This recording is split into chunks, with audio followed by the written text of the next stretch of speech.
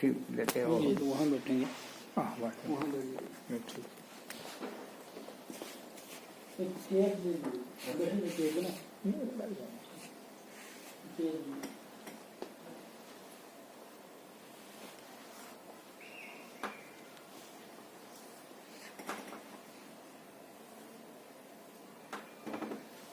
Sir Bihar वासियों को लेकर कुछ पैगाम आप क्या देना चाहते हैं? देखिए, बिहार की खासियत, खूबी और विशेषता यही है, यहाँ के लोगों को ये परिश्रमी चुनौतियों का मुकाबला करना जानते हैं। और बिहार विगत 15 वर्षों के अंदर एक नए स्वरूप में खड़ा है।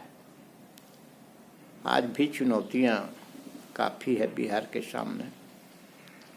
जीवन स्तर में लोगों को सुधार हुआ है, इंफ्रास्ट्रक्चर काफ़ी मजबूत हुआ है, अंधियारे से उजाला में बिहार दिखाई पड़ रहा है, गड्ढे से सपाट सड़कें मिल रही हैं।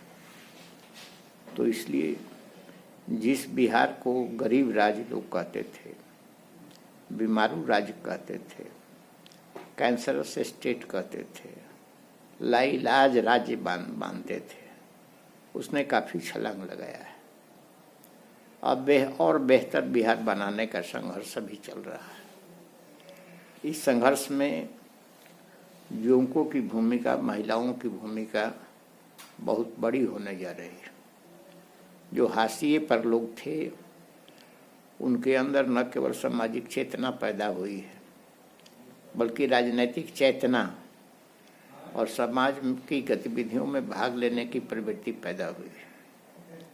लोकतंत्र का खंभा निर्भर करता है कि अधिक से अधिक लोग अपने मतदान के प्रति, अधिक से अधिक लोग अपने प्रगति और अधिक से अधिक लोग राज्य की प्रगति के विषय में हिस्सा ले, उसमें भागीदारी करें और वह भी समझे कि इस राज्य की प्रगति में मेरी भी भूमिका है। यदि राज्य धर्म ये वही कहलाता है कि व्यक्ति के जीवन में 3 धर्म है, एक राष्ट्र धर्म है, एक राज्य धर्म है, एक स्वधर्म है। तो स्वधर्म सबसे पहले, राष्ट्र धर्म सबसे पहले है जब राष्ट्र चुनौतियों का मुकाबला करे। राज्य धर्म है कि हर एक व्यक्ति राज्य की प्रगति, उन्नति, उत्थान में भागीदारी ले। तो यह बिहार में भी देखने को मिल रहा है। अब अनपढ़ महिलाएं भी सड़कों पर प्रशासन में, पंचायतों के माध्यम से उनकी भागीदारी निश्चित हुई है और वो काफ़ी दिखाई पड़ रही है।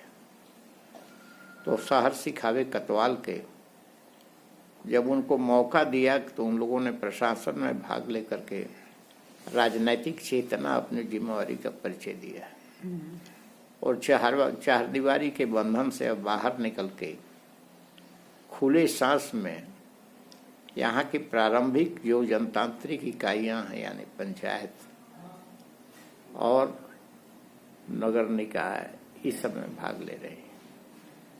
नौजवान यहाँ के अपने प्रतिभा का परचम न केवल इस देश में फहराया है, बल्कि विदेशों में भी फहराया है। इसलिए बिहार चुनौतियों से घिरा हुआ है।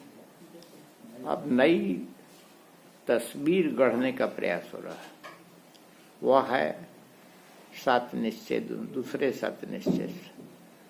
इसके इम्प्लीमेंटेशन की प्रक्रिया से बिहार और बदलेगा।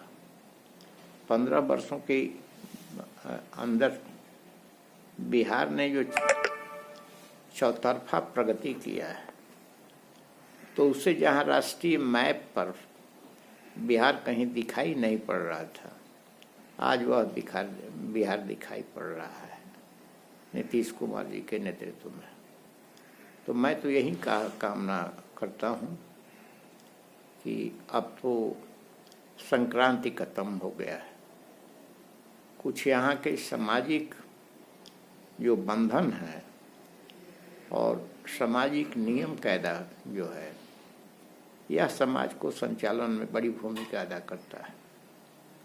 कानून और समाज का रीति रिवाज दोनों मिलकर के ही व्यक्ति के कर्तव्य और अधिकार का निर्धारण करते हैं।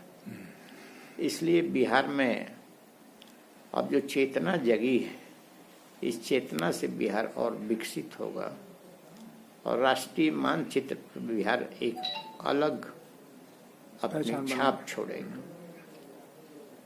तो मैं तो एक शुभकामना यही देता हूँ, जी सर। शांति सद्भावना एक संपूर्ण मानव जीवन के लिए इससे बड़ा उपाय को और कुछ हो नहीं सकता है। सही बात। बिहार में शांति रही है। मतदान के अंदर बिहार ने एक नया अपना चित्र और खींचा है। इस विपदा की स्थिति में बिहार के लोगों ने जिस ढंग से निर्भीक होकर के मतदान किया, इससे यही साबित हो गया कि जो काम बिहार में सरकार के द्वारा हुआ है, तो यह चुनाव निर्विघ्न समाप्त हुआ बिहार, शांतिपूर्ण तरीका से। जबकि लोग महामारी का मुकाबला कर रहे थे, तब भी बिहार ने यह दिखा दिया कि हमको नागरिक को जो अधिकार मिल रहा है संविधान के द्वारा, उस संविधान का अधिकार का प्रयोग विपदा के समय में भी कैसे कर सकते हैं। इसलिए बिहार में अब जरूरत है कि जो यहाँ के नौजवानों की प्रतिभा है, जो महिलाओं की आधी शक्ति है बिहार में, अब सब बिहार को एक नया बिहार बनाने में अपना योगदान दें। ठीक।